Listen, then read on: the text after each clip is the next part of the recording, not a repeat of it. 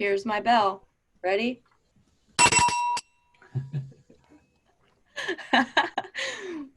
Hello, everyone. Welcome to the Bloomington Rotary Club's weekly celebration of service for July 14th, 2020. I'm your current president, Ashley Sullivan. Thank you so much for being here. I would like to introduce our reflection for today, Sandy Keller. And Sandy, you'll need to switch on your microphone. I just did that. Thank you very much for that.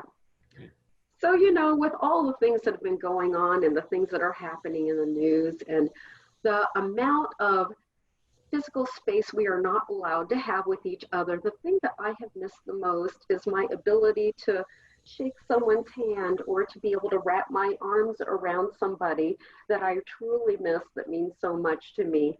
I think that probably one of the bigger things that I look forward to at Rotary meetings was the ability to see all of you and embrace you and shake your hands. So I was thinking about that earlier today, and I thought, you know, our hands do so many things. My sister, who lost her hearing for a long time, used her hands to actually talk. But our hands are the hands of compassion. They serve, they lift other people up. They feed the poor, they are hands of comfort, they heal the sick, they bring babies into the world, they bless us, they welcome others who are lost, they offer support, they reach out in peace. My friends who are Jewish have a saying, Tikkun Olam. I don't know if you've heard it before, but it means repair the world. I think of Rotarians when I think of that phrase, with all the good works that are done locally and around the world. There are currently 1.2 million Rotarians worldwide. Did you know that? And the Earth is over 131 million feet in circumference. If each of our Rotarians had an average arm length of 4 feet, that would mean if we joined each other hand to hand, we would need approximately 27 rotaries for each one of us that we have right now to circle the globe. So think about that. How much more could we possibly do if there were that many more Rotarians? 27 more for each one of us going out and digging wells, using our hands to vaccinate against polio, to eradicate other diseases, to feed the hungry, and to do all the things that are necessary. Tikkun Olam, to heal the world. 32 million Rotarians in the mindset of service above self, walking the walk, promoting global peace and understanding. What would that world look like? Would that earth heal? Would war cease? Would the environment recover? What are the possibilities if 32 million Rotarians were able to join their hands together and circle this world all the way around? Tikkun Olam, everybody. Thank you so much, Sandy. Wow, we have our work cut out for us to recruit 27 each. Let's see what we can do. Just like that beautiful reflection today, we're looking for other Rotarians to share their own reflection. So if you're interested, please let me know, and there will be a sign-up genius going out after the meeting. You can sign up for a spot in the next quarter, and I hope you'll join Sandy in offering your own thoughts. Now for the introduction of guests. First up, Jim Bright, would you introduce any visiting Rotarians and your guests? Yeah, thank you very much, President Ashley. First of all, we call on Alon Barker. We have a special guest here being co-hosted by Alon and by Raj Hadawi. Sure, everybody. Hi, everybody. It's great to see you all. And I'm here to welcome Marianna Simpson to our midst. Marianna Simpson is a faculty member in the Jacobs School of Music. She's the Rudy Professor of Voice, has been with us since 2005, is the most extraordinary person. One of our shining lights in the Jacobs School of Music, has an incredible career on concert stages around the world with major symphony orchestras and opera houses, and as an artist in her own right, doing some very, very interesting work as the world changes around us and as we come to terms with so many things related to diversity, inclusion, how to speak speak to power through the arts. So Marietta, it's really, really great to have you with us. Thank you for being with us. And she's also good at singing the anthem at Assembly Hall. Indeed, yeah. Welcome, Marietta. Thank you so much for joining us today. Also pleased to have with us today Connie Shakalis, the wife of fellow Rotarian Gus Shakalis. Welcome, Connie. Let's see, we have with us today two members of the IU Bloomington Rotary Club. Special welcome to them. Megan Gerhardt, the incoming president, and Marion McClellan, who served as president last year. So welcome to our Rotaractors. Good to see on the screen here, Roseanne and Artie Levy, whom we haven't seen for a while. So welcome back. Am I missing any of our other, I see Don Colglazier has joined us. Don, glad you could join us today. Anybody else I've missed? And okay. Patrick Amar is with us as well, but he'll be introduced in a moment. Brian Haynes. Yeah. Brian Haynes here. Visiting president of the Bloomington North Rotary Club, Brian Haynes. Welcome. I think that we got everyone. Thanks, Jim. Thanks, Alon. And welcome again, Marietta. And thank you to everyone who is here, who joins us without fail every week, and who's watching on YouTube after this meeting. You're welcome too. A few housekeeping items. Thanks to our producers, Alon Barker and Michael Shermis, for making this gathering possible over Zoom. We couldn't do it without you. And this week's Roundabout reporter is Bill Perkins. Thank you for documenting this meeting. I'm going to introduce some birthdays. What we're going to do moving forward is announce all the birthdays for a month, right at the beginning, first meeting of the month. Don't forget about the pledge. We're not doing the pledge.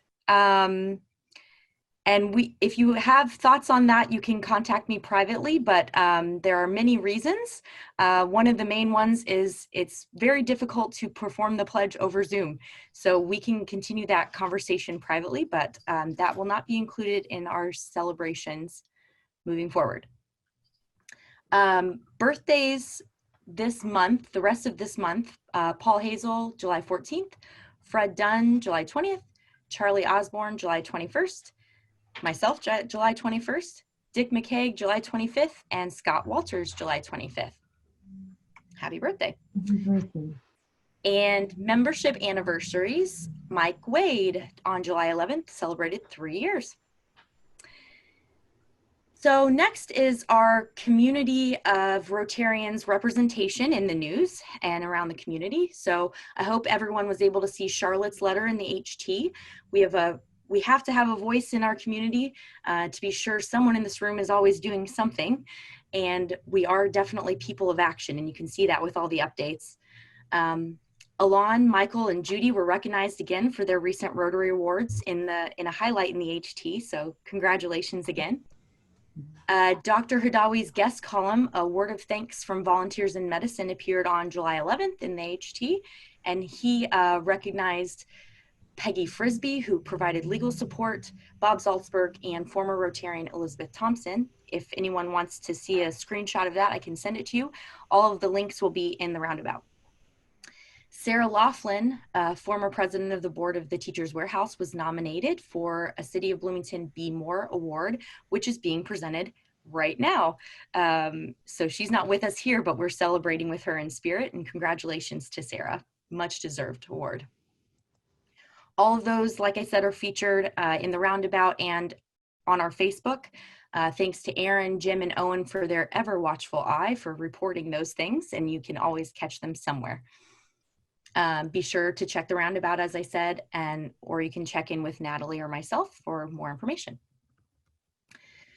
Something that I want to highlight is volunteering opportunities. So we are an organization of service above self, and I want to make sure that we really focus on that service. So we have 3 active opportunities available right now. Please notify me or Natalie if you see an opportunity in the community that we could be attached to. The first one is the 34th Annual Strawberry Festival needs delivery drivers on July 21st and 22nd, and some help with doing safe pickup the day of on the 23rd at Switchyard Park Pavilion. The link to sign up will be in the roundabout, and the Strawberry Festival is an annual fundraiser organized by the Ladies Auxiliary of the Boys and Girls Club. Another opportunity I'm really excited about is Helping Hands. Civic Champs, which we are connected with to help us document our volunteer hours and organize our activities, is launching a program called Helping Hands. It's a nonprofit project to match volunteers in the community with those in need during this pandemic. We understand that many can't get to the grocery store, can't pick up medications or do things around their homes. And so there's a service where you can sign up to volunteer with your availability and be matched with someone in the community who needs support. Totally opt-in, but it is an opportunity that you can sign up for if you're interested. So the link to the form to sign up will be in our roundabout. There's an information number to call as well to be connected, or you can just contact me. And our last opportunity for right now is Teachers Warehouse. As they prepare to open, they desperately need volunteer support outside of the people who regularly give their time, Monday through Friday. Preparations for reopening include everything from inventory to stocking and de-spidering.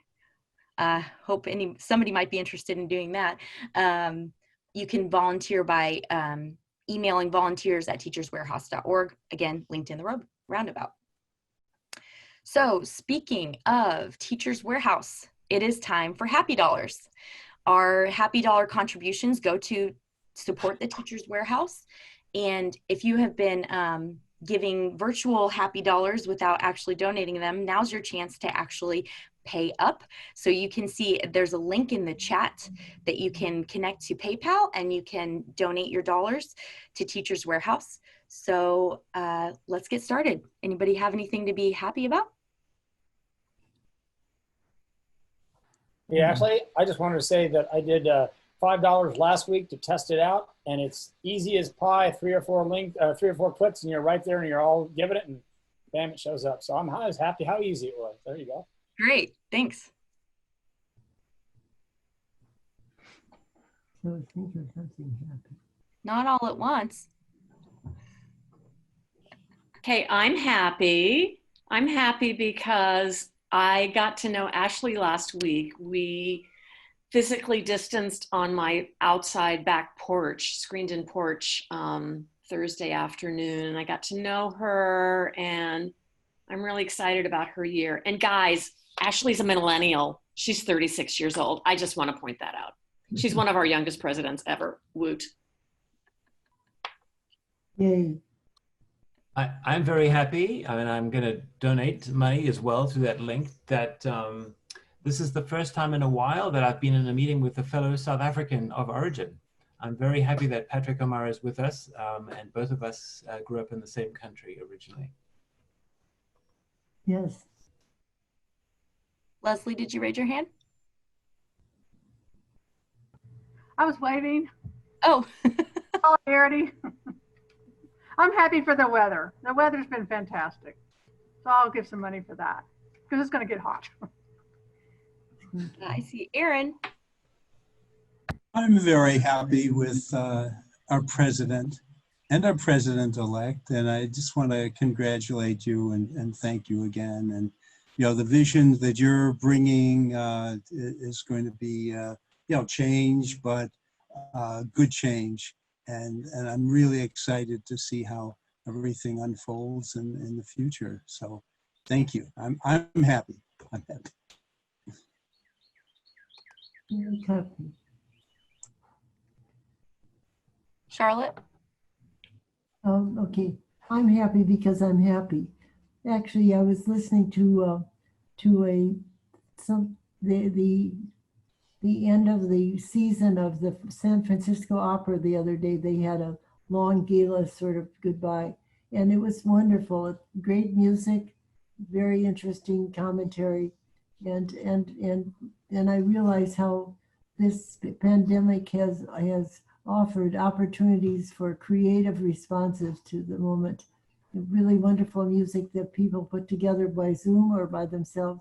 There was one particularly nice thing. There was a woman, Marianna may know who this is a woman named Lisa who had a quintet, which was all five singers. That was herself, And it was beautiful. But I thought, wow, you know, this is a chance to really let your imagination go and to share it with other people. So there are some positive things of being isolated and finally coming up with something that makes you smile that you can do. So in some ways we've released some creative energies in the world. That's great. Now, is Ashley with us still? Yes, she is. Yeah. She's Ashley, you went away very briefly, but now you're back. I'm here. She's there. I can see her pink, red, and yellow doors behind her. Joy, are you up next? Yes. Hi, everyone. And thank you, Patrick O'Meara, for joining us. Very happy to have you as our guest today.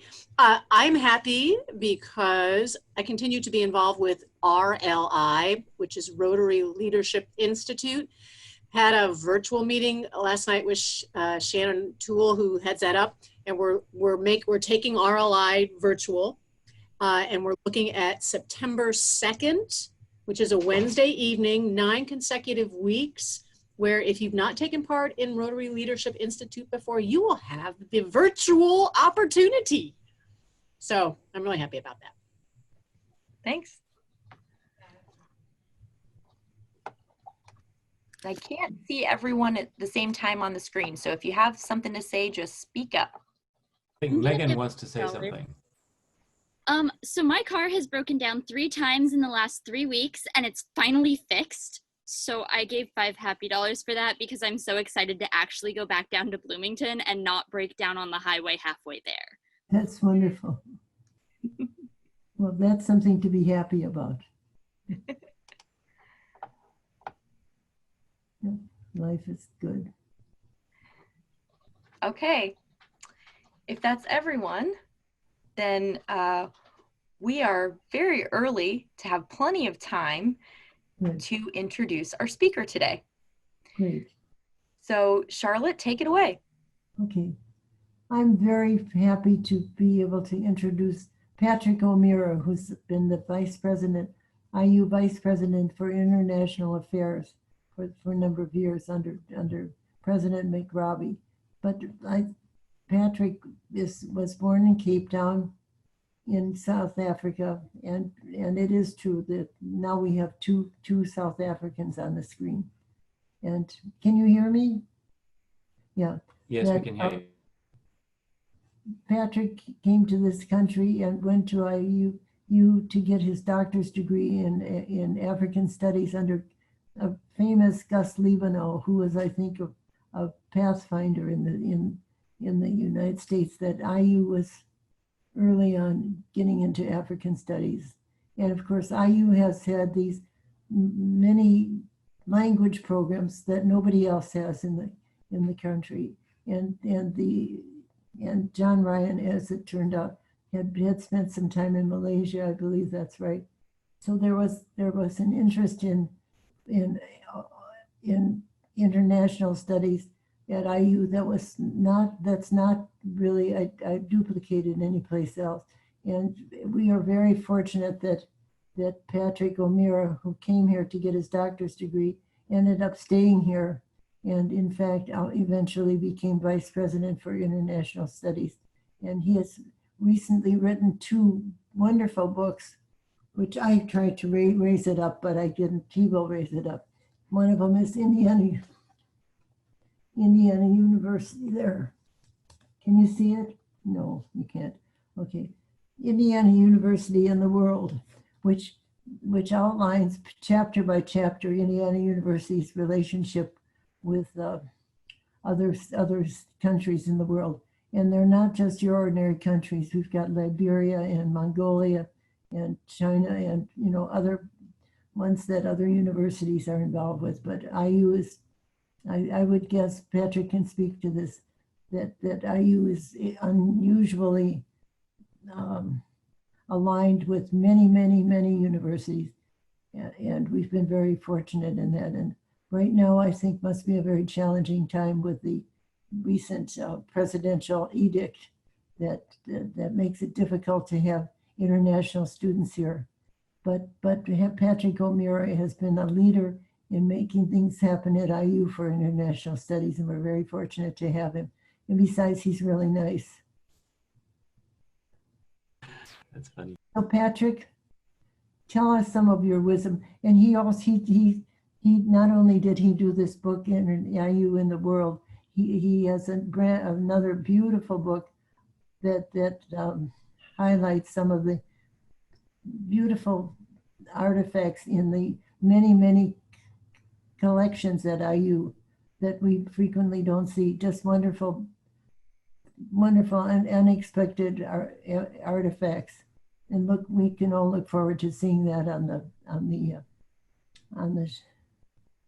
in the bookshops. So Patrick, I'm really honored to have you here today. You're a gift to the community, and you're a gift to IU, and you're a gift to the world. Thank you. Patrick?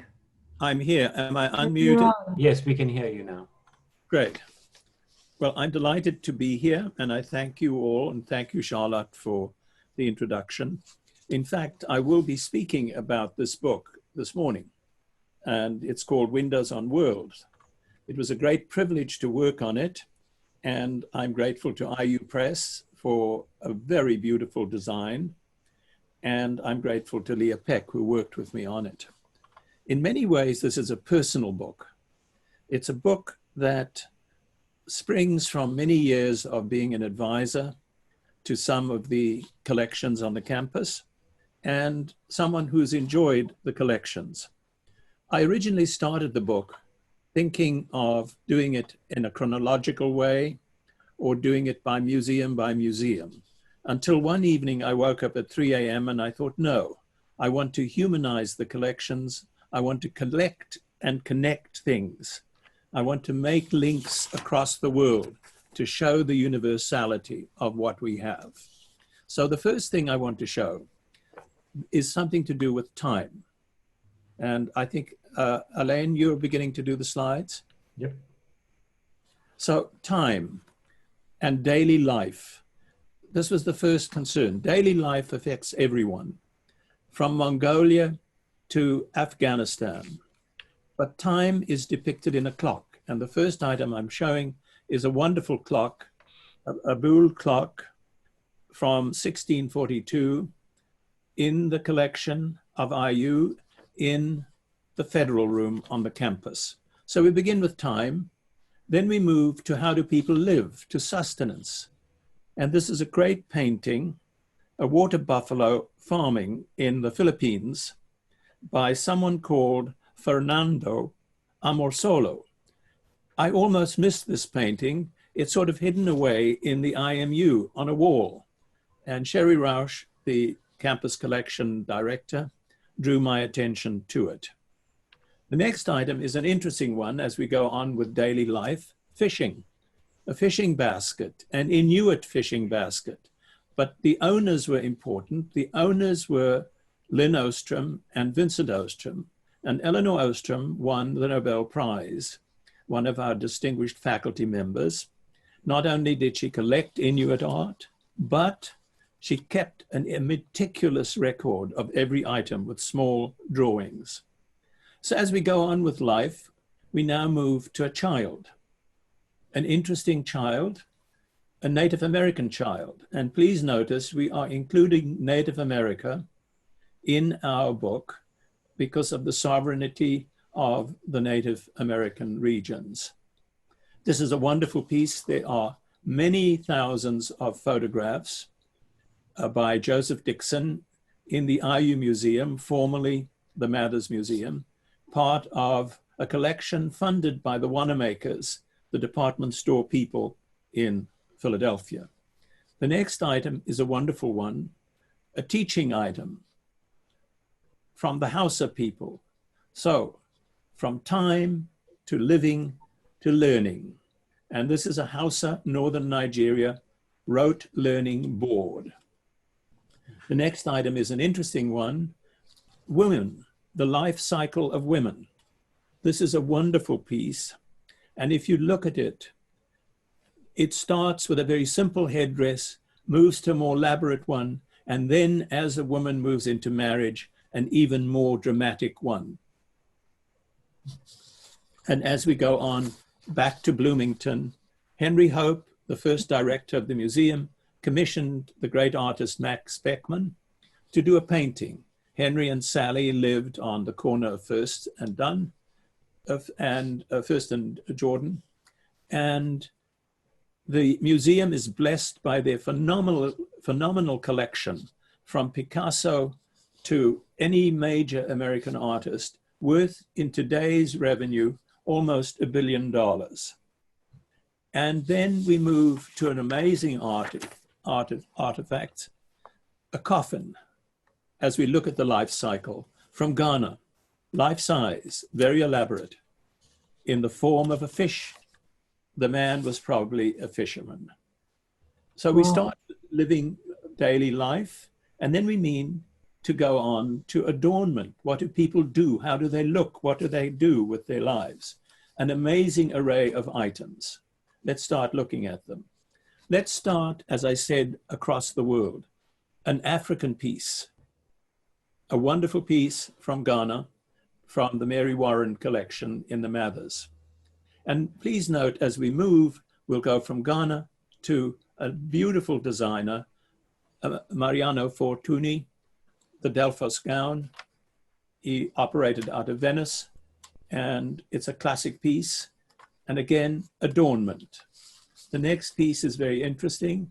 Yves Saint Laurent, all of these from the Sage collection. Very valuable piece, an original piece by Saint Laurent for Anne Bass, and Laurent would send her a drawing and a piece of fabric. And this is probably a very, very priceless piece today. We go on. Jewelry, which is universal.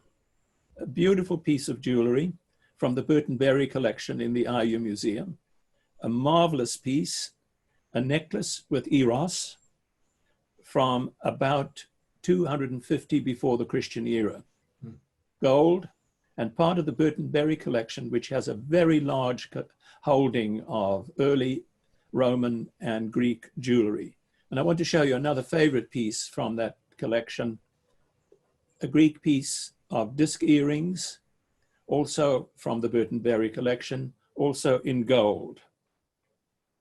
And then finally, another dress, of course, a cocktail dress that belonged to someone in the music school, an original Christian Dior, owned by Svetlana, who was the major ballet instructor in the Jacob School.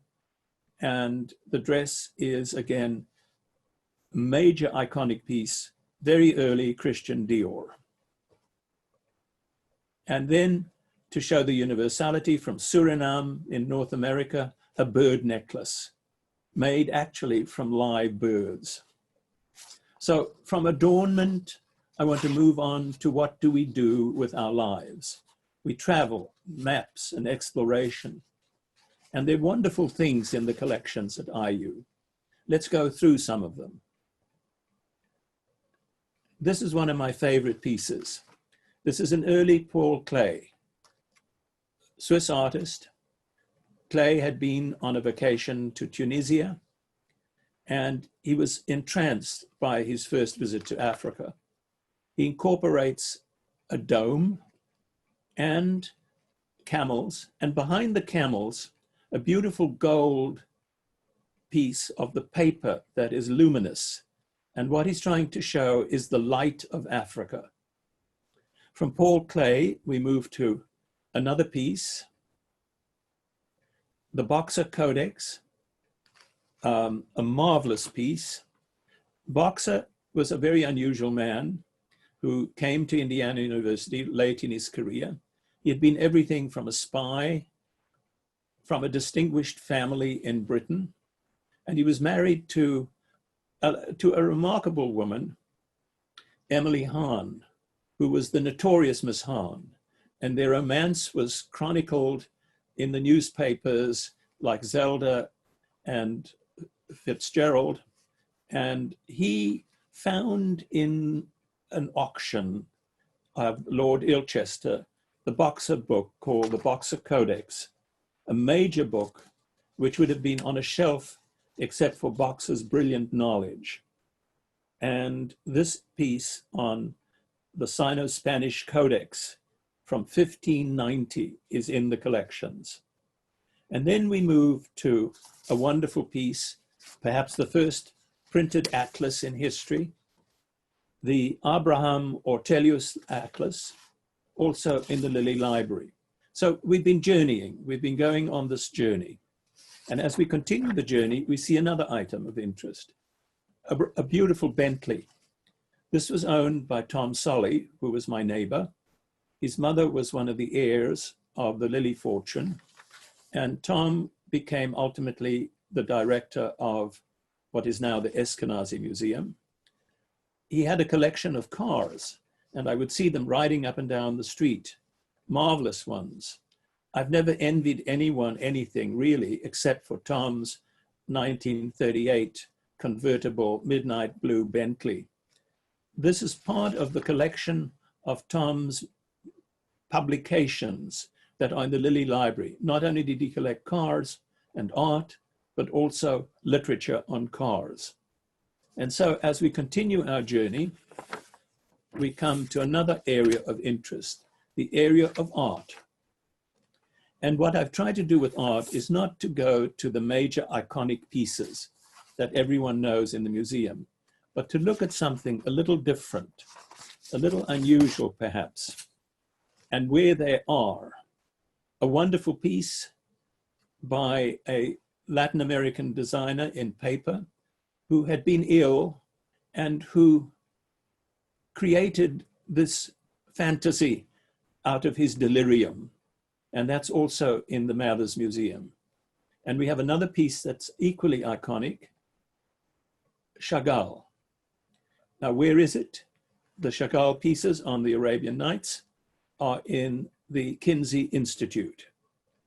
And they're wonderful pieces.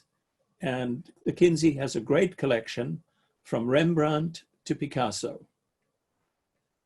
And now we move to another item, a marvelous piece by a Scandinavian artist, which I've thrown in just as an opportunity for us to see something different in terms of the world array of items. And this is in the Eskenazi Museum. And then we move to a piece that's one of my favorites. It's in the lobby of President Makrabi's office. Two Sisters from Thailand in bronze. Beautiful, iconic piece. From here, we move to another area, to literature. And with literature, it's amazing what we have in the collections. We go certainly from some of the earliest works, the Canterbury Tales. The Canterbury Tales, 1477 to 78. The Lilly Library is only one of a few libraries in the United States that has both of the first editions of the Canterbury Tales. Incredible when you think of this iconic piece that is sitting nearby to us as we talk now. And here we move to another piece, the Shakespeare, Mr. Shakespeare's Comedies, Histories, and Tragedies, 1623. And modern scholars refer to this first folio as one of the most influential books ever published in the English language.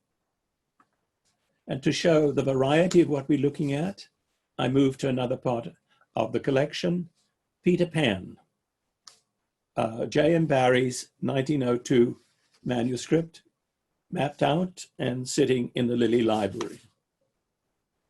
Okay, shall we go on? And for variety, something from the Sex Institute, a piece called Lady of the Moon from the Ming Dynasty, 1610. Erotic tales, although you'll have to look very closely to see them. And a very special work, the only complete work of this book in the country and maybe anywhere.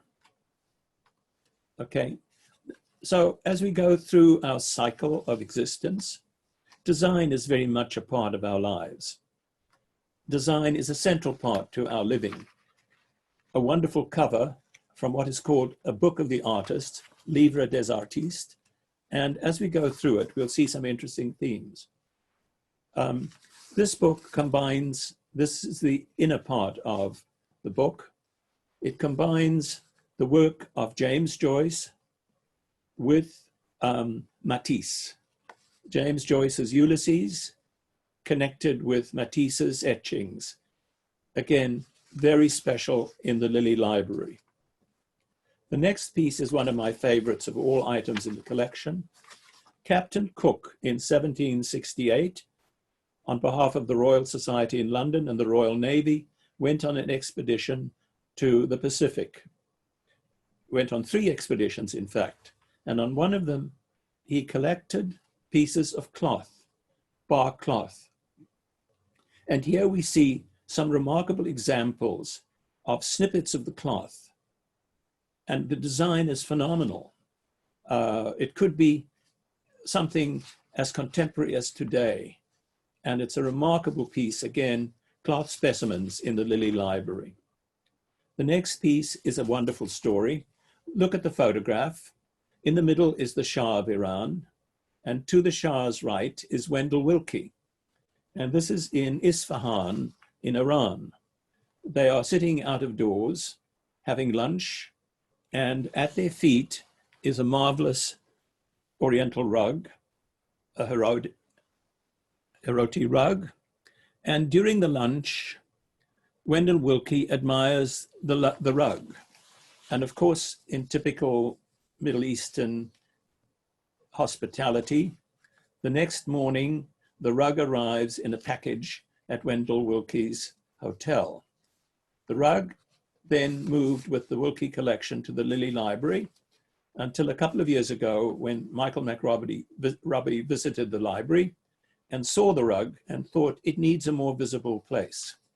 And here we see this marvelous rug in the sunroom in the Bryan House, in the President's house. So we've looked at design, and we have one more, I think, Elaine.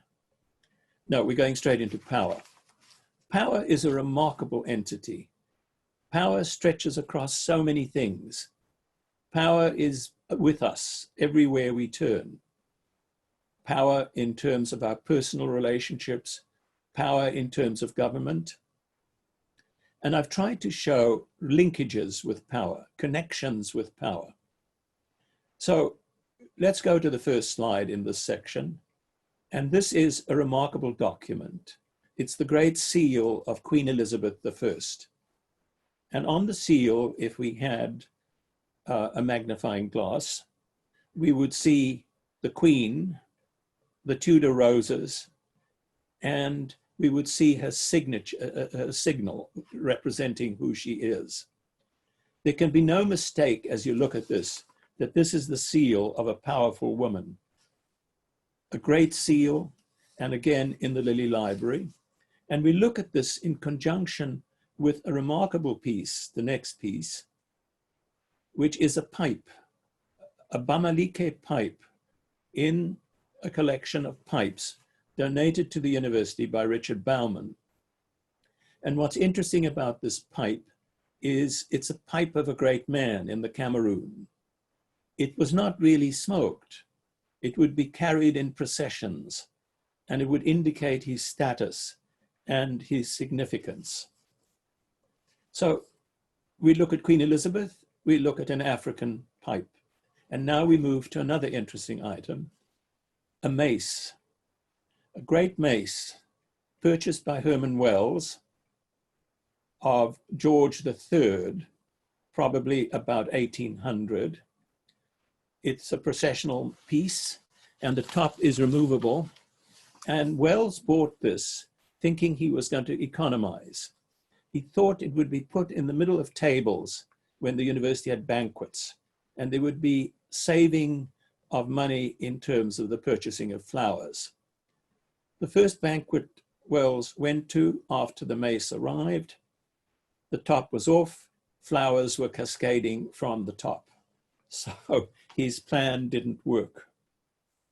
And then we have another interesting piece, a bird, part of the collection of the Raymond and Laura Wielgus collection, a piece probably 400 AD, a pre-Columbian piece.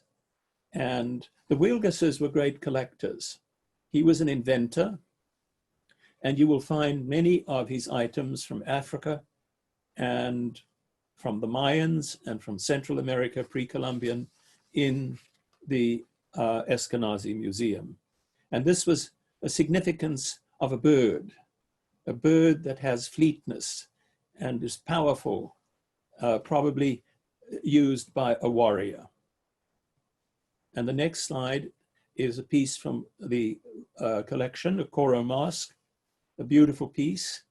Roy Sieber, who was very significant in teaching and doing research about African art, donated the piece from Nigeria, a Koro piece, used for the power of chieftainship, but also for the power of the seasons, for agriculture. And then another powerful site from the Kinsey collection. Now this is an interesting piece. It's the power of sex, but this is an unusual piece. This is Kate M. by a very famous photographer, Erwin Olaf. It's from his Mature series in 1990. He's a Dutch photographer, and what he's trying to show is the significance of women. And he was trying to show women older in life. It's from the 1990 series, and he was trying to go across a spectrum of women from the 60s to the 80s. We move now to religion. So please bear with me as we go through all that we've been looking at, from daily life to the other aspects of our existence. We've looked at art, we've looked at many things, and now we will look at religion, which is a significant part of our existence. Either we accept or reject religion, but it is significant in its impact.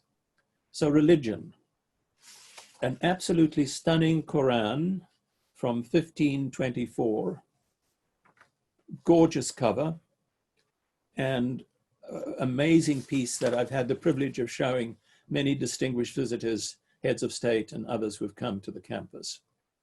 Another piece, one of my favorites, Shiva, the Hindu goddess, the Hindu god, the creator, the preserver, and the destroyer of the universe. This is an 11th century piece, quite lyrical in its presentation. And then as we go through the religious cycle, a piece we discovered, which is in the Eskenazi Museum, it's a wedding ring, a ring shaped like a synagogue, symbolizing the sacredness of marriage and the family in Jewish life. And if you look carefully into the inner part of the ring, you see a mezuzah. These rings are passed down in families, and this one is probably from about the 11th century. Music is a central part of our life, and I've tried to avoid the more conventional aspects of music in this journey. And so with music, we'll look at some interesting items as we proceed.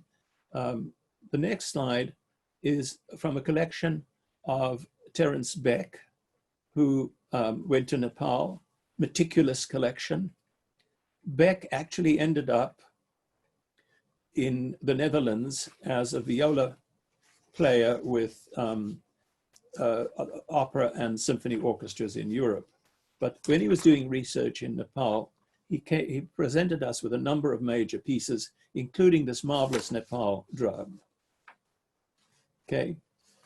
In the archives of traditional music, we find these wax cylinders, early recordings, marvelous items. These recordings are of the earliest in existence. And I should mention that before going on a special trip to Africa, I found in the Archive of Traditional Music, which I had the privilege of chairing the board, a piece of traditional folk chanting from the 1890s. And I presented this to the head of state, who were stunned. There was no voice from a praise singer from that period in his country. It was the first sound that they were able to hear, and it was part of a collection on the Bloomington campus. Next, and then I couldn't resist music by showing us the new wonderful grand carillon on the campus. I want to go to one last section and then leave some time for questions to go to performance. And performance, I've always been, Marietta, a great admirer of performers. The remarkable ability with style and grace and skill of different performers. What we're looking at, I'll talk about in a moment, the cover, but let's start with film. The collection of wonderful awards in the Lilly Library, Oscars, British Film Awards, Foreign Press Awards. And remember, the collections are marvelous. They range from the enormous holdings of Orson Welles to Fellini, to other major directors. And so performance is recognized at this university with this array of collections and with this great holding of the significant recognition of the directors of films. A lovely piece by another great photographer whose collection is enormous, and it is in the Kinsey Institute. It's a piece of Maria Tallchief, Native American dancer who became the first Native American prima ballerina with the New York City Ballet. A beautiful piece, part of a large and substantial collection. And then a very unusual piece, Nijinsky, by Andrei Abinov, who was a friend of Kinsey, who was an artist but also collected and documented different aspects of nature. Nijinsky, of course, this gouache painting depicts Nijinsky, the world-famous dancer, here as a satyr, and it's the Afternoon of a Faun, a dance that Nijinsky was the first to perform. And then we move to film again. This is a piece, a film, this is a poster by the great African film director, Ousmane Sembène, The Money Order. And I'm pleased to announce that the Sembène collection, all of his papers and other materials, were acquired by the Lilly Library about less than a year ago. It's one of the world's major holdings. And it joins, of course, the other wonderful film holdings. And Sembène himself had been on a visit to the Bloomington campus and actually married a student from IU who had gone to do her dissertation on him. The next is a Native American film director. And you notice the great accolades that all of these people will be giving to the importance of the IU cinema. And the IU cinema, as you all know, has brought everyone from Meryl Streep to who knows who else to visit. Another poster of Werner Herzog, again, one of the great movie directors. And again, showcased at the IU cinema. And then the final piece is Peter Weir, the Australian film director, and another significant movie director. And as I close, I want to look at some costumes. And I'm sure Marietta knows Virginia Zayani. And Virginia was a good friend of mine. And when she was invited to sing at La Scala, they commissioned kimonos from Japan. And these kimonos are currently in the Elizabeth Sage collection. And I should mention this Elizabeth Sage collection is a remarkable holding. And when we go to the final slide, you'll see why. This is an outfit designed for the movie 101 Dalmatians, designed by the English designer Anthony Powell. This was worn by the reformed Cruella de Vil, who had given up on animal skins and cloth. And it's a flowered coat, again, part of the Elizabeth Sage collection. I want to close with just a few, that's it for the slides. Thank you, Elaine. I want to close with a comment. In this time of the pandemic, in the time when people will not be traveling, this wonderful array of items, and this is only the tip of the iceberg, are on our campus, on our doorstep. I hope that our effort, Leah Peck's and mine, will bring more attention, not only to the individual pieces and the individual collections, but to the meaning of life as we look at this. And my hope is that one day a student will walk into a museum and will find something that will open up windows on worlds. Thank you. Thank you, Patrick. Wow. Thank you so much. What a wonderful presentation. And we Thanks. have some moments for questions, so please raise your hand and let's get started. Could you give us once again the name of the book? Windows on Worlds. Thank you. I'll show it to you. I'll show you the cover. Patrick, was it hard to decide kind of when you got down to the final choice what to leave out? You bet it was. It was exciting. Oh, and it was really exciting because it was an opportunity to explore. I knew many of them. You know, I'd been on the board of the Lilly. I was on a number of different, I worked with the Eskenazi as the chair of the board there at one point. But there were certain limits that we had. It had to be international. I wanted the unusual, perhaps the unexpected. And if you, I don't want to be a little bit of a comedian with this, but if you look at Windows on Worlds and you look at the initials, it's WOW. And, what I was hoping is that people would say, wow, is this really on the Bloomington campus? And that was part of what generated some of the selections. And I must tell you, the bicentennial was wonderful because this book lives because of the illustrations, and the photographers were just phenomenal. In fact, they were meticulous, they were gifted.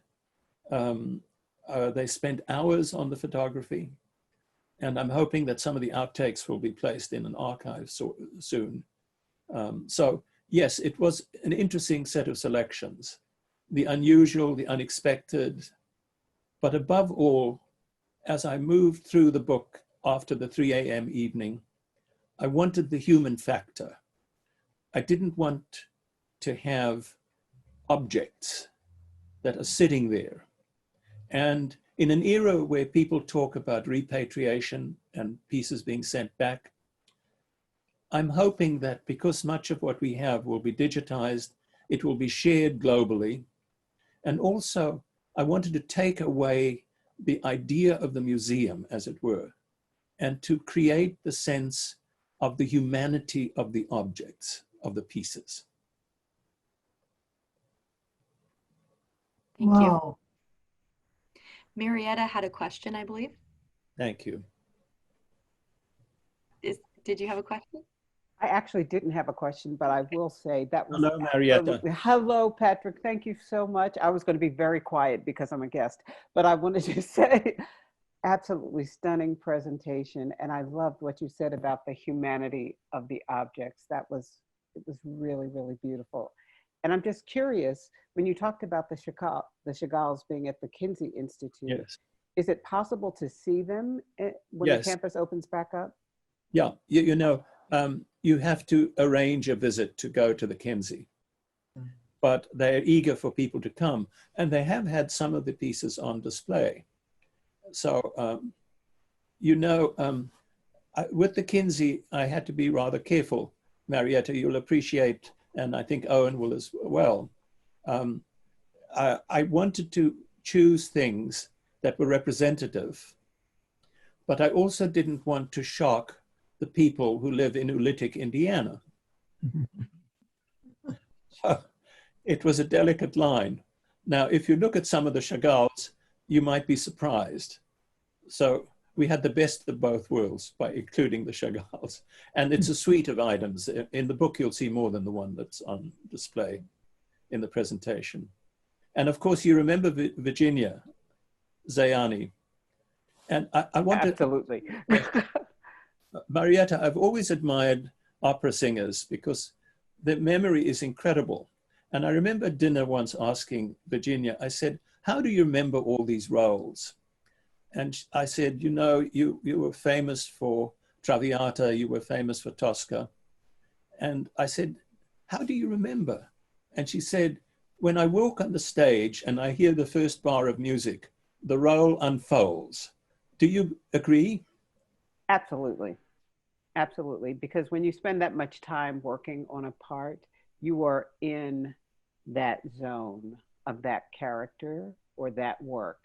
So you really do live in that moment, and everything else subsides. It fades to black, everything else.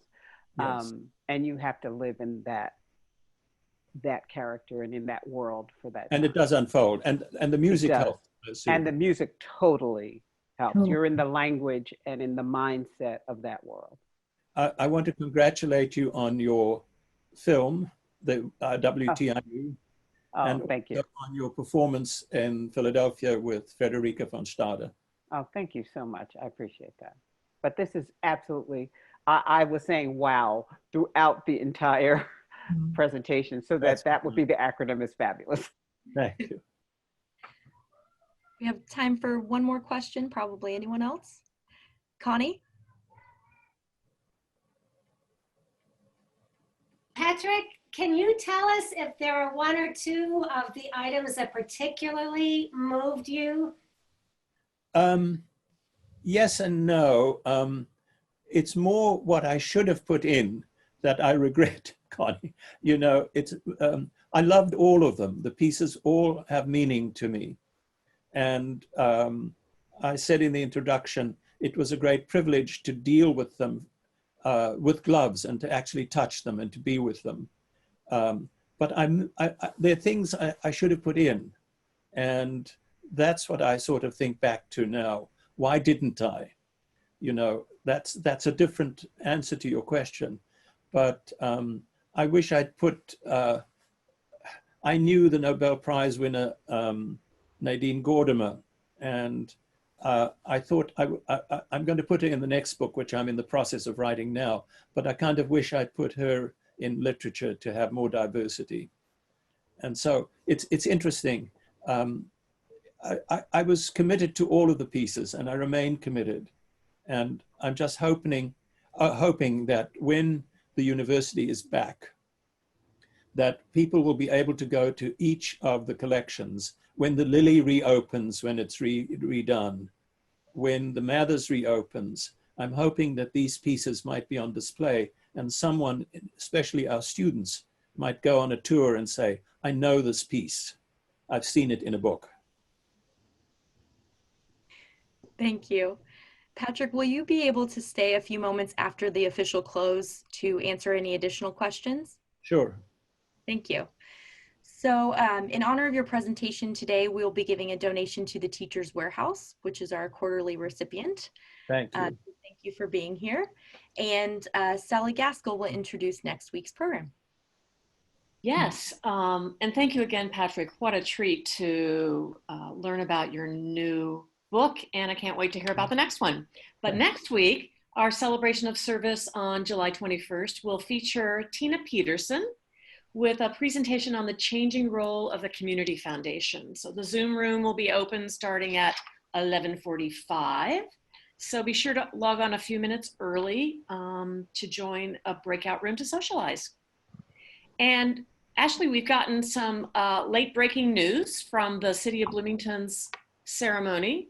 the Be More Awards, and our own Sarah Laughlin is now the recipient of the Be More Phenomenal Award for her years of service as president of Teachers Warehouse, and that comes with a $500 contribution to Teachers Warehouse. So I know we'll give Sarah an in-person shout out next week. Thanks so much, Sally. And now we'll close the meeting with reciting the four-way test. First, of the things we think, say, or do. First, is it the truth?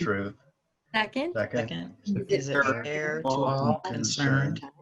Third, will it build goodwill and better friendships? Fourth, will it be beneficial to all concerned? And fifth, is it fun?